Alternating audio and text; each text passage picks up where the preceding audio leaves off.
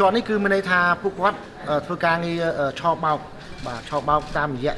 ការឆាតទៅលួមបាទជន់ជាគោលដៅរបស់គេតាមអ្វីយើងកសោបច្ច័យឃើញនៅអឺរ៉ុបបាទដើម្បីលួមហើយឲ្យដាក់នៅវិនិយោគហើយវិនិយោគនេះគឺជាវិនិយោគคล้ายៗទេមិនមែនវិនិយោគពិតប្រាកដទេបាទ They fake the uniforms,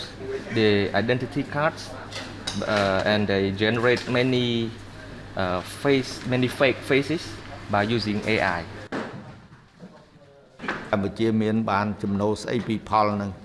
អញ្ចឹងពួកនេះវាមានយើងទទួលស្គាល់ថាវាយកលុយនឹងមកលាងសម្អាតនៅក្នុងប្រទេសកម្ពុជាមាន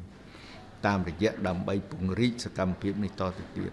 ហើយក៏លាងសម្អាតហើយមានទាំងលុយខ្មៅលុយសអញ្ចឹងអាត្រង់នេះដែលយើងមិន